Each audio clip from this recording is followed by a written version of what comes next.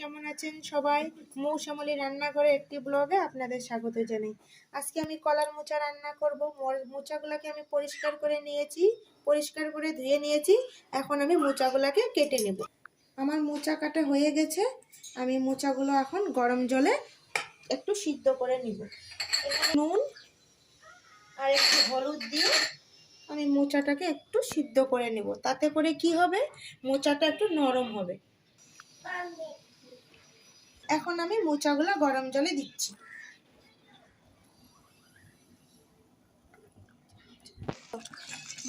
মোচাগুলো সিদ্ধ হয়ে গেছে, মোচাগুলোকে এখন আমি নামিয়ে নেব।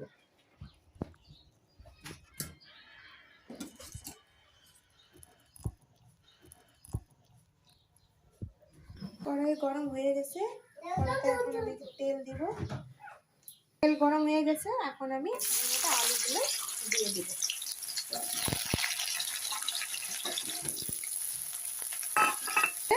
আমি একটু নুন দিব আর একটু হলুদ গুঁড়া দিব।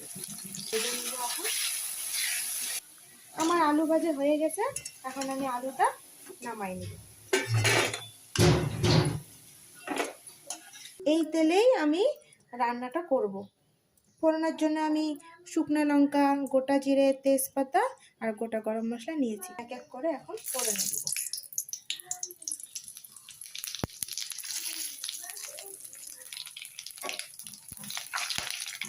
এর মধ্যে আমি এখন পেঁয়াজ কুচি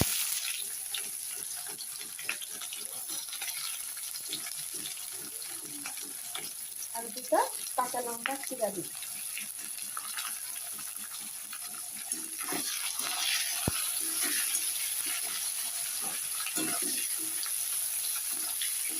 এর মধ্যে এখন আমি 1 চামচ আদা রসুন বাটা দিব। এখন আমি স্বাদ মতো নুন দিব,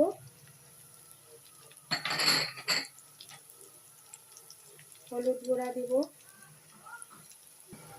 জিরা গুঁড়া 1/2 চামচ দিব, ধনিয়ার গুঁড়া 1/2 চামচ দিব আর কালারের জন্য একটু কাশ্মীরি লঙ্কার গুঁড়া দিব।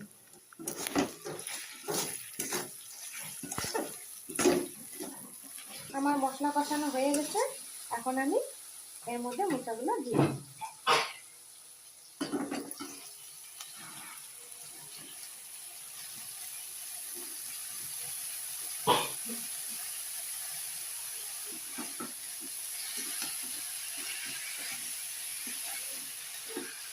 এখন আমি ভেজে রাখা আলুটা এর মধ্যেই দিয়ে দেব।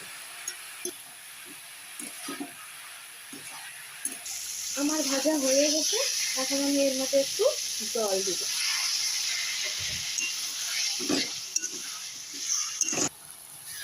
আমার মোচা রান্না হয়ে গেছে, আমি এখন গরম মশলা দিয়ে নামিয়ে দিব। এখন উপর দিয়ে গরম মশলা ছড়িয়ে দিব, দিয়ে নামিয়ে দিব।